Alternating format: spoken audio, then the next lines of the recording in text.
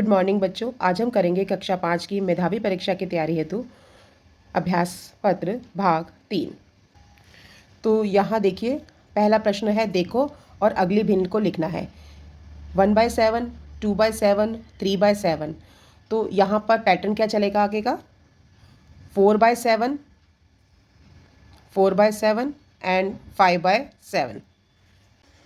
2/9, 3/9, 4/9। तो यहाँ आ जाएगा नेक्स्ट 5/9, 6/9। ठीक है। तो हमने क्या करना है, जो अंश में संख्याएं हैं उनको बदलना है। हर जो होता है वो बराबर रहता है, सेम रहता है। चलिए बढ़ते हैं आगे। 4/10, 5/10, 6/10। तो आगे हम दोहराएंगे 7/10 और ये आ जाएगा 8/10। यहाँ पर आपने क्या करना है कि ग्रेटर का, स्मॉलर का या इक्वल टू का साइन लगाना है। बेटा जब भी ऐसी भिन्स आ जाती हैं तो हमने क्या करना है, एक के हर को दूसरे के अंश से गुणा करना है। ठीक है, आपस में ऐसे क्रॉस मल्टीप्लिकेशन करना है और जहाँ पर बड़ा नंबर आएगा वहीं पर हमने बड़े का निशान लगा देना है। तो चलिए देखते हैं कैसे करना है इसे। पहला है 12 पंजे 60 हो गया यहाँ पर, और ये हो गया 11 छिक 66। ठीक है, तो कौन सी संख्या बड़ी है? ये बड़ा है ना, तो निशान कौन सा लग जाएगा? ये वाला। ठीक है, दूसरे पर आते हैं। यहाँ देखिए 1/2 बड़ा है या 1/3।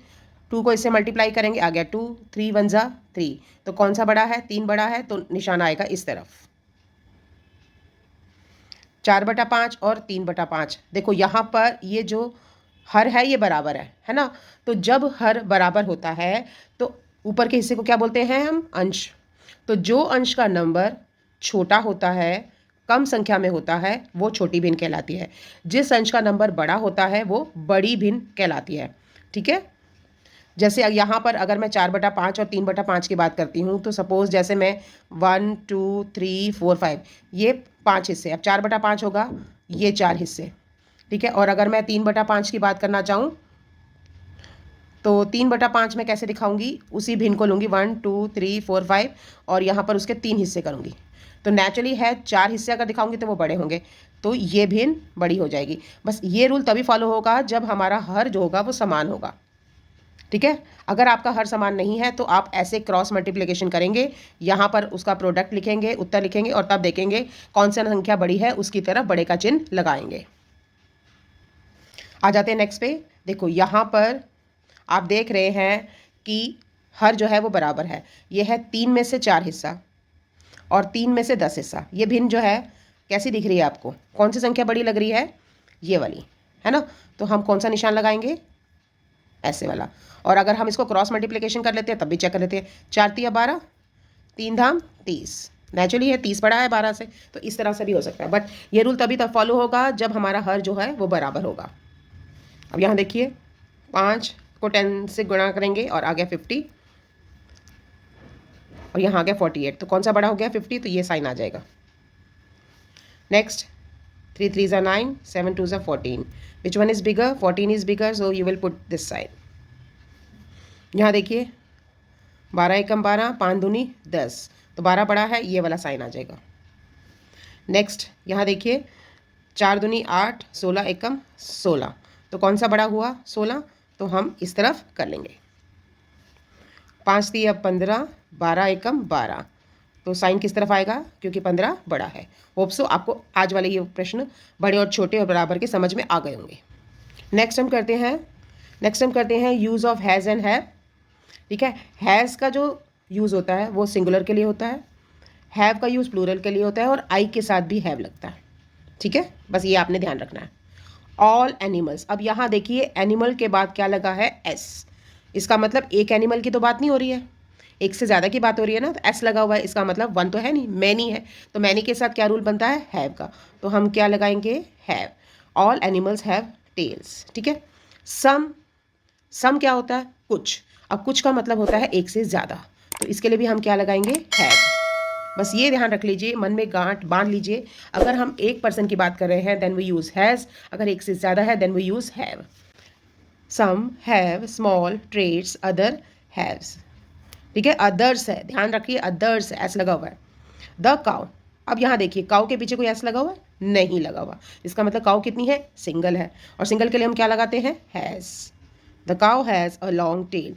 जब हम किसी बात के लिए होना या किसी के गुण की बात करते हैं, किसी की विशेषता की बात करते हैं, तब हम हैज़ और हैव का प्रयोग करते हैं। चलिए move to the next question. Next question, एक लड़का 5 किलोमीटर की दौड़ 50 मीटर भुजा वाले एक वर्गाकार पार्क में लगाता है। जब मैं वर्ग की बात करती हूँ तो मेरे दिमाग में कौन सी आकृति बनती है? एक ऐसी आकृति जिसकी सभी भुजाएं बराबर है। और कितनी भुजाएं होती है वर्ग में? 4। तो यानी उसने बोला है 50 मीटर। ठीक है, 50 मीटर। अगर उसकी एक साइड है तो चारों साइड कितनी हो जाएंगी? 50 मीटर। समझ में आ गया क्वेश्चन? अब क्या है प्रश्न कि एक लड़का 5 किलोमीटर की दौड़ 50 मीटर भुजा वाले एक वर्गाकार पार्क में लगाता है। वह पार्क के कितने चक्कर लगाएगा? अब चक्कर लगाने के लिए कहाँ घूमना पड़ेगा? ऐसे चारों लगाने पड़ेंगे ना।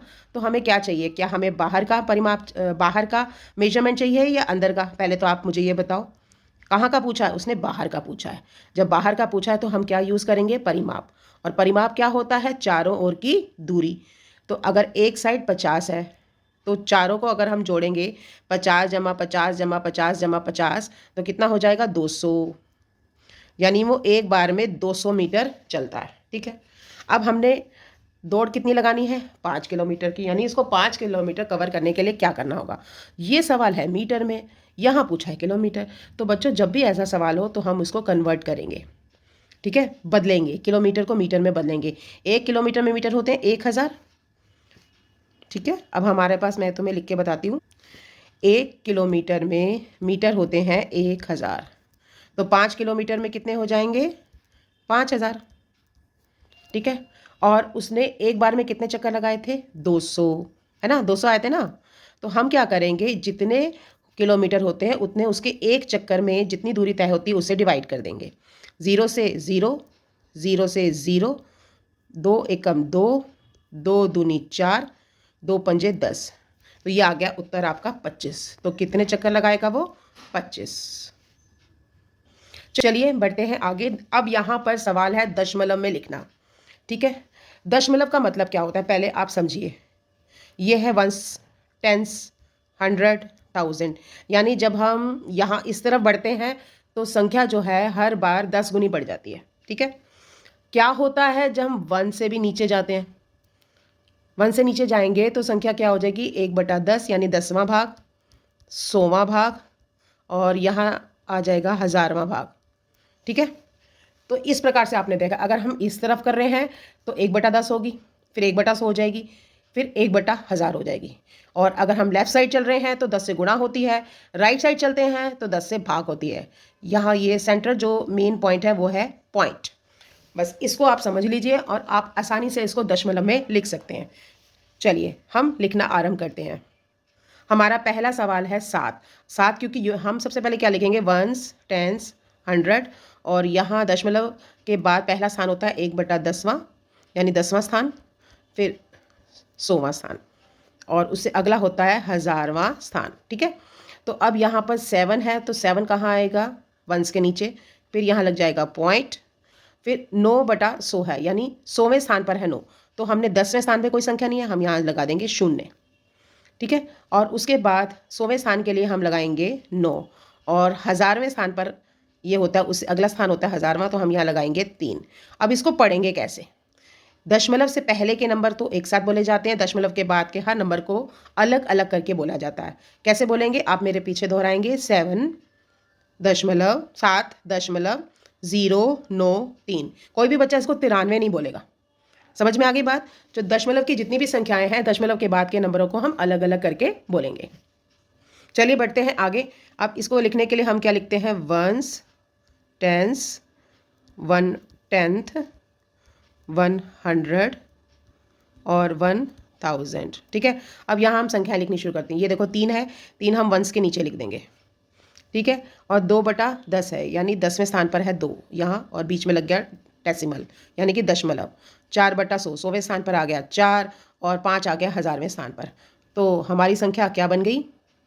हमारी संख्या बन गई 3.245। 3.245। ठीक है, समझ में आ गया बच्चों? चलिए बढ़ते हैं आगे। अब यहाँ पर क्या है? 5, और उसके बाद है 9/1000। तो हम वंस प्लेस पर तो लिख देंगे 5, उसके बाद पॉइंट लगाएंगे। अब उसके बाद 1/10वां स्थान जो होता है, यहाँ पर कोई नंबर नहीं है तो हम शून्य लगाएंगे। 1/100वां स्थान जो होता है, यहाँ पर भी कोई नंबर नहीं दिया हुआ है ना, बटा 100 ने करके नहीं लिखा ना, तो यहाँ भी शून्य लगाएंगे। अब आता है 1/1000। 1/1000 स्थान पर क्या नंबर है? 9।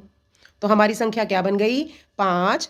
मेरे पीछे पीछे बोलना है आपने, 5.009। ठीक है, चलिए अब इसी से रिलेटेड है हमारा अगला क्वेश्चन। यहाँ उल्टा दिया हुआ है। अभी हमने एक्सपेंडेड फॉर्म करी थी तो हमने शॉर्ट फॉर्म में लिखा था, अब हम शॉर्ट फॉर्म दे रखी है और हमने एक्सपेंडेड फॉर्म में लिखना है। देखो 9.307, तो 9 तो आ गया आपका वंस प्लेस पर, 3 की जगह क्या लिखेंगे? 3/10 करके लिखेंगे। 0 आपका 100 प्लेस पर है तो इसको 0 भी लिख सकते हैं, और 100 प्लेस के लिए 0 भी लिख सकते हैं या ना भी लिखें। ठीक है, और उसके बाद आ गया 7, तो इसके बाद हम क्या लिखेंगे? 7/1000। ठीक है, समझ में आ गई बात? इसको कैसे लिखना है? 9.307 को लिखना है 9 + 3/10 जमा 0 भी लिख सकते हैं और इसको काट भी सकते हैं, जमा 7/1000। ठीक है, इस प्रकार से आपने इसको खोल के लिखना है। अब नेक्स्ट है 5.08। अब यहाँ देखो 0 के स्थान पर, दशमलव के बाद 10वें स्थान पर कुछ भी नहीं है तो आप 0/10 भी लिख सकते हैं। उसके बाद है 100वें स्थान पर 8 है तो 8/100। तो इस प्रकार से आपने एक्सटेंडेड फॉर्म में लिखना है। तीसरा है 6.079। तो 6 के बाद देखो 10वें स्थान पर 0 है तो 0/10 लिख देंगे। 100वें स्थान पर 7 है तो हम 7/100 लिखेंगे, और 1000वें स्थान पर 9 है तो 9/1000। होप सो आपको अच्छी तरह से समझ में आ गया होगा। अगला है खाली स्थान भरो। 131 मल्टीप्लाइड बाय डैश, यानी 131 को किससे गुणा करना है। देखो इस सवाल को आप कैसे पढ़ोगे, अगर आप गणित के सवाल को पढ़ना सीख जाओगे तो मुझे नहीं लगता आपको कोई मुश्किल आएगी। अब इसको कैसे पढ़ना है? 131 को किससे गुणा करें कि 131 आए। अब हमारा मल्टीप्लिकेशन का एक रूल होता है, एक नंबर ऐसा होता है जिसके साथ जिस भी संख्या को गुणा कर दे नंबर चेंज ही नहीं होता। क्या आपको पता है वो गणित का जादू कौन सा है?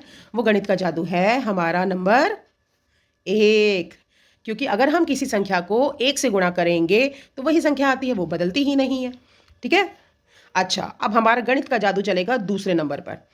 इसको कैसे पढ़ोगे बच्चों? 493 को किससे गुणा करें कि 0 आ जाए। ओह ये क्या हो गया? 493 को ऐसे कौन से जादुई अंक से हम गुणा करेंगे कि 493 भी खत्म हो गया और 0 आ गया, और वो अंक है 0, यानी कि 0। 0 की एक खास बात होती है, बहुत ताकतवर होता है ये। और ये जो 0 है, अगर किसी संख्या से गुणा हो रहा है, ध्यान से सुनिए, अगर किसी संख्या से गुणा हो रहा है तो ये अपने साथ उसको भी 0 कर देता है। क्या कर देता है? 0। चलिए यहाँ आपने मल्टीप्लिकेशन का दूसरा रूल सीखा। पहला रूल क्या सीखा? If any number multiplied by 1, यदि किसी संख्या को 1 से मल्टीप्लाई किया जाता है तो संख्या समान रहती है। दूसरा रूल आपने सीखा गुणा का, अगर किसी संख्या को 0 से गुणा करा जाता है तो क्या आता है? उत्तर 0 आता है। चलिए तीसरा, अगर किसी दो संख्याएं आपस में गुणा हो रही हैं, अगर उनको गुणा करने के क्रम में बदलाव आ जाता है। कैसे? मैंने यहाँ 17 गुणा 5 15 किया है ना, अब मैंने बराबर का निशान बनाया और यहाँ 15 लिख दिया है, तो मैं कौन सा नंबर नहीं लिखा है मैंने? 17, है ना। तो यहाँ हमने तीसरा रूल सीखा गुणा का। क्या सीखा? अगर हम दो संख्याओं को गुणा कर रहे हैं और अगर हम उनका लिखने का क्रम को बदल दें, यानी आगे वाली संख्या को पीछे लिख दें, जैसे यहाँ 17 आगे लिखा हुआ है, मैंने यहाँ 17 पीछे लिख दिया है, यहाँ 15 पीछे लिखा हुआ है, यहाँ 15 आगे लिख दिया है, तो जो प्रोडक्ट आएगा, जो गुणनफल आएगा, उसमें कोई भी परिवर्तन नहीं होता। तो यह है हमारा गुणा का तीसरा नियम। ओप्सो मेरे बच्चों को अच्छी तरह से समझ में आ गया होगा। ठीक है, अब अगला करते हैं। 7230 को देखो, प्रश्न पढ़ना सीख लो, बस ये कला तुम्हें आ गई तो सोचो मैथ्स का डर छूमंतर हो गया। 7230 है, इसको हमने किससे गुणा करें कि क्या है? गुणनफल 0 आए। तो ऐसा बहादुर अंक कौन है? 0। चलिए बढ़ते हैं आगे। ये देखिए 3178 जमा 2437 बराबर है 2437। क्या आपके दिमाग में कुछ स्ट्राइक हो रहा है? ये है जमा करने का नियम। अभी हमने गुणा करने का सीखा था कि जब हम दो संख्याओं को गुणा करते हैं, अगर हम उनके क्रम में बदलाव करते हैं तो गुणनफल में फर्क नहीं पड़ता। बिल्कुल ऐसा ही रूल जमा के लिए भी है। अगर हम किन्हीं दो संख्याओं को जमा करते हैं और हम उनके लिखने के क्रम को आगे पीछे कर देते हैं, तब भी जो गुणा करके योग आता है उसमें परिवर्तन नहीं होता। तो यहाँ पर ये संख्या क्या है और ये संख्या सेम है, तो कौन सी संख्या रह गई? ये रह गई। तो हम इसको लिख देते हैं। तो यहाँ आपने गुणा करने का पहला नियम सीखा कि यदि हम जमा करने का पहला नियम सीखा, यदि हम किन्हीं दो संख्याओं को जमा करते हैं तो अगर हम उनका क्रम में बदलाव करें, आगे वाली संख्या को पीछे लिख दें, पीछे वाली संख्या को आगे लिख दें, तो योग, क्योंकि जो जमा करके आता है उत्तर उसको क्या बोलते हैं, योग, ठीक है। और इंग्लिश में क्या बोलते हैं, सम, तो उसमें परिवर्तन नहीं होता। चलिए बढ़ते हैं आगे। ये देखिए, अब आज आपको सिखाएंगे योग का दूसरा नियम। ये देखिए 9135, चलिए इसको पहले पढ़ते हैं। 9135 में क्या जमा करें कि 9135 रहे। क्या आप वो संख्या बता सकते हैं जो 9135 में जमा भी हो बट हमारी संख्या ना बदले? और वो संख्या क्या है? जब जीरो दिया मेरे भारत ने मेरे भारत ने। तो ये याद कर लो। तो यह है हमारा जमा का दूसरा नियम कि जब हम किसी संख्या में शून्य को जमा करते हैं तो जो योग आता है वो परिवर्तित नहीं होता, वही संख्या सेम रहती है, संख्या में बदलाव नहीं आता। तो यह है हमारा सेकंड रूल। चलिए बढ़ते हैं आगे। 3/5 घटा 2/5।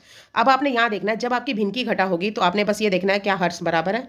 अगर हर बराबर है तो नीचे आप कॉमन करके लिख देंगे, आगे ही समझ। और ऊपर की संख्याओं को एज इट इज लिखेंगे। देखो 5 के ऊपर क्या लिखा हुआ है, 3, बीच में कौन सा साइन लगा है, माइनस का, यहाँ क्या लगा है, 2, बस इतना कर लो, आपका सवाल हल हो गया। 3 में से 2 गए 1 और नीचे आ गया हर 5, तो आंसर क्या आ गया, 1/5, ठीक है। चलिए बढ़ते हैं आगे। अगला है 7/9 घटा 1/9। अब यहाँ देखो, यहाँ भी हर बराबर है तो हम हर को क्या लिख लेंगे, कॉमन लिख लेंगे। अब ऊपर की संख्याओं को लिखेंगे। अभी हमने हर लिख लिया है, अंश नहीं लिखा है। अब हम अंश को लिखेंगे। पहले में अंश है 7, फिर बीच में देखो कौन सा निशान बना हुआ है, माइनस का, और यहाँ है 1, तो 7 में से 1 गए, बराबर हो गए 6/9। ये आ गया आपका उत्तर। बढ़ते हैं आगे। 4/5 और 3/5, यहाँ पर भी हर जो है वो बराबर है। क्या करेंगे, हर को यहाँ कॉमन करके लिख लेंगे। ऊपर में अंश क्या है 4, और यहाँ कौन सा साइन बना हुआ है, देखो यहाँ मेरा प्लस है, क्यों, क्योंकि बीच में प्लस का निशान बना हुआ है। ये साइन को जरूर ध्यान रखना पेपर में करते समय। और साथ में क्या है 3, तो 4 और 3 मिल गए 7, और नीचे का उत्तर, नीचे जो है 5, हमारा भिन्न आ गई 7/5। नेक्स्ट है 2/9 जमा 3/9। यहाँ पर भी हर बराबर है तो यही रूल फॉलो होगा, बटा 9 कर देंगे। ऊपर की संख्याओं को उतारेंगे 2, और फिर बीच में कौन सा निशान है, जमा का। अगला अंश उतारेंगे 3, तो ये आ गया 3 जमा 2 5, 5/9 जो है हमारा सही उत्तर है। हाँ, अब ये देखो, अब इसमें इसको कैसे पढ़ेंगे। 3128 में 0 जमा किया है तो उत्तर क्या आएगा। अभी हमने योग के कुछ नियम सीखे थे। अगर हम किसी संख्या में 0 को जमा करते हैं तो संख्या में बदलाव नहीं आता, तो हम यही संख्या लिख देंगे। क्वेश्चन में यहाँ पर मुझे लिखना था 9323, ठीक है। अब यहाँ नेक्स्ट क्वेश्चन को देखो, 9324 है, उसमें से क्या घटाएं कि 9323 मिले।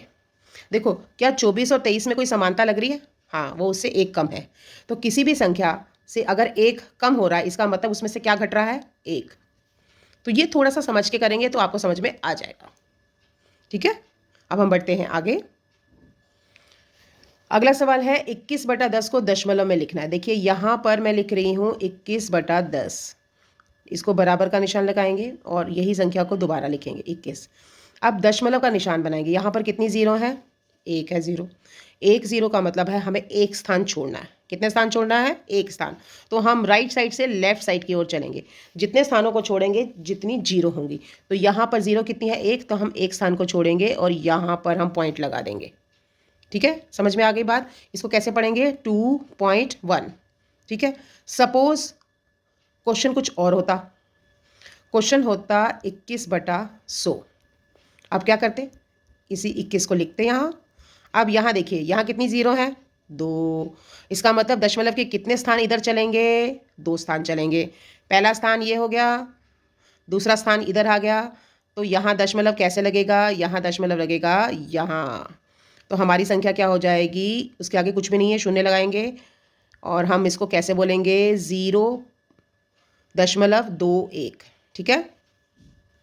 क्या होता, हमारी संख्या होती 34/1000। अब इसको देखो, इसको दशमलव में कैसे लिखेंगे।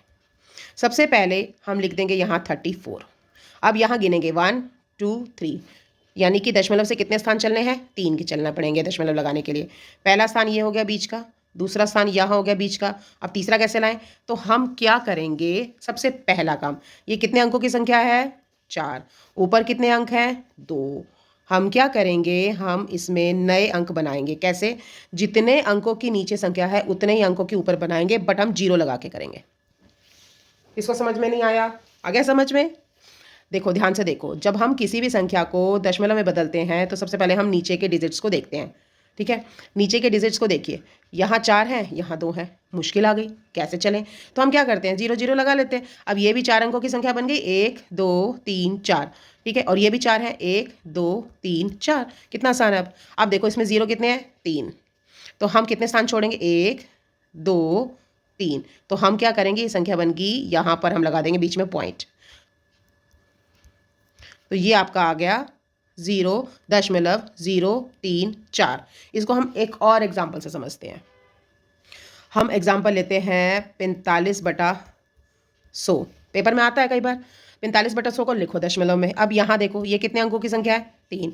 ऊपर कितने अंक हैं, 2। क्या करेंगे हम यहाँ पर 3 अंक को लिखेंगे। कैसे? हम यहाँ लिखेंगे 45, और उससे पहले तीसरा अंक बनाने के लिए हम क्या लगा देंगे, यहाँ 0।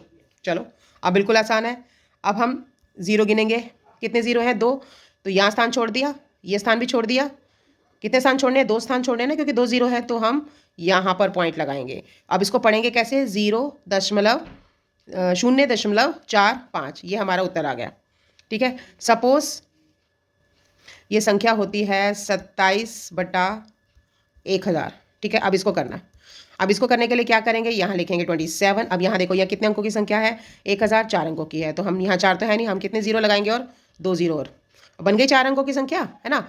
अब हम लगाएंगे डेसिमल। डेसिमल के लिए क्या गिनेंगे, 0 1 2 3। 3 0 है तो 3 स्पेस चलेंगे, 1 2 और ये आ गया 3। तो यहाँ पर दशमलव लगा देंगे, तो हमारा उत्तर क्या आ जाएगा, 0 यानी 0.027। होप सो मैंने इतने सारे एग्जाम्पल बताए, आपको अच्छी तरह से समझ में आ गया होगा। चलिए हम बढ़ते हैं आगे। अगला सवाल है वृत्त की त्रिज्या और व्यास। देखो बच्चों, जब हम वृत्त की संरचना करते हैं तो हम प्रकार को रखते हैं, और जिस सेंटर से समान दूरी लेकर हम वृत्त बनाते हैं इसे कहते हैं केंद्र। ठीक है, केंद्र से वृत्त पर स्थित किसी बिंदु पर अगर हम रेखा खींचते हैं तो इसे कहते हैं हम वृत्त की त्रिज्या। क्या कहते हैं, त्रिज्या। ठीक है, और किन्हीं 2 बिंदुओं को, वृत्त पर स्थित किन्हीं 2 बिंदुओं को मिलाते हैं, और वो रेखा अगर केंद्र से होकर जाती है तो उसे हम कहते हैं व्यास। ठीक है, अब सवाल ये है कि त्रिज्या और व्यास में क्या संबंध है। तो ये आपको देखो, सपोज मैंने वृत्त जो बनाया है वो 2 सेंटीमीटर का बनाया है। ठीक है, तो ये तो उसकी त्रिज्या हो गई, और जो 2 सेंटीमीटर वो यहाँ भी होगा, 2 सेंटीमीटर दूरी यहाँ भी, क्योंकि केंद्र जो होता है ना वृत्त पर स्थित बिंदुओं से समान दूरी पर होता है, हर जगह से 2 सेंटीमीटर है। और जो व्यास होता है, व्यास क्या होता है, व्यास होता है ये हमारा केंद्र है, और ये कोई 2 बिंदु हैं वृत्त पर, और उनको मिलाने वाली रेखा है जो केंद्र से होकर जा रही है। तो अगर ये 2 सेंटीमीटर है तो बच्चों ये भी 2 सेंटीमीटर होगा। ठीक है, तो अगर मैं पूछूं कि ये कितने सेंटीमीटर बड़ा है तो तुम क्या कहोगे, ये भी 2 है, ये भी 2 है, तो टोटल क्या हो गया, 4। क्या हमने इससे कोई रूल सीखा? हमने ये सीखा कि त्रिज्या का डबल होता है व्यास। ठीक है, तो यहाँ देखो प्रश्न क्या है, वृत्त की त्रिज्या व्यास की क्या होती है, व्यास की होती है आधी, 1/2। और अगर यहाँ पर व्यास पहले पूछा जाए, व्यास त्रिज्या का क्या होता है, तब आप लिखेंगे डबल। तो इस प्रश्न को ध्यान से सीख लेना। ठीक है, अगला 700 से पहले आने वाली एक संख्या बताओ। 700 से एग्जैक्ट पहले क्या आता है, देखो 700 से पहले आता है 699। ये अक्सर बच्चों से पेपर में पूछा जाता है, और बच्चे पता क्या लिख के लाते हैं, 799। क्यों लिखते हैं, क्योंकि इसके बाद तो 800 आता है। तो ये ध्यान रख लेना, 700 का अंक है, 100 की संख्या है, तो ये डिजिट तो चेंज होगा ही, तो 699 लिख के आना। अगला सवाल, 2/3 में हर क्या है। जब हम 2/3 को लिखते हैं, ऊपर की संख्या को कहते हैं अंश और नीचे की संख्या को कहते हैं हर, तो इसमें हर क्या हो जाएगा, 3। अगला सवाल, एक वर्ग की एक भुजा का माप 4 सेंटीमीटर है। चलिए बना लेते हैं वर्ग। अब उसकी एक भुजा है 4। अब वर्ग क्या होता है, जिसकी सारी भुजाएं बराबर होती हैं। ठीक है, तो उसका परिमाप निकालना है, तो इसकी 4 भुजा हैं, एक 4 है, तो 4 को 4 से गुणा कर देंगे, क्या आ गया, 16 सेंटीमीटर, इसका आ गया परिमाप। ठीक है, अगला 18.32 में 3 का स्थानीय मान क्या है। देखो अब हमने क्या निकालना है, देखो अगर हम इसको खोल के लिखते हैं तो ये जो है ये वंस है, ये टेंस है, ये 1/10वें स्थान पर है, और ये 1/100वें स्थान पर है। ठीक है, तो यहाँ पर 3 का स्थान हम लिखेंगे, यहाँ लिखेंगे 10वां, या अगर आप लिखना चाहें तो 1/10 भी लिख सकते हैं। ठीक है, अगला सवाल सिंपल जमा का सवाल है, 3.75। ठीक है, अब यहाँ जो है ना रुपए अलग लिखे जाते हैं, पैसे अलग लिखे जाते हैं, बीच में आता है दशमलव। बस ये ध्यान रख लेना, रुपयों को रुपयों से जोड़ना, पैसों से मत जोड़ देना, ठीक है। रुपये अलग लिखना, पैसे अलग लिखना, ठीक है। तो इसको पढ़ेंगे कैसे, 3 रुपये 75 पैसे, इसको पढ़ेंगे 2 रुपये 25 पैसे, ठीक है। अब हम जोड़ते हैं, 5 और 5 जमा किए 10, हासिल आ गया 1, ठीक है। 7 और 9, 7 और 2 9, ठीक है। 9 में जमा किया 10, 10 का 0 यहाँ और हासिल कहाँ जाएगा, अब रुपयों पे चला जाएगा। 3 और जमा 2 5, 5 में 1 रुपया और जोड़ गया, तो ये हमारे आ गए 6 रुपये, ठीक है। तो ये आ जाएगा आपका उत्तर। होप सो आपको आज की एक्सरसाइज अच्छी तरह से समझ आई होगी। आज हमने मैथ्स के कुछ भाग को टच किया था, भिन्न के सवाल करे थे, दशमलव के करे थे, परिमाप के करे थे। आगे भी आपको ऐसी एक्सरसाइज मिलेंगी, ठीक है। तो वीडियो को लाइक करना मत भूलना और सब्सक्राइब कर लेना मेरे चैनल को, ताकि तुम्हें और आने वाली वीडियोस के बारे में भी पहले पता चल जाए। ओके बेटा।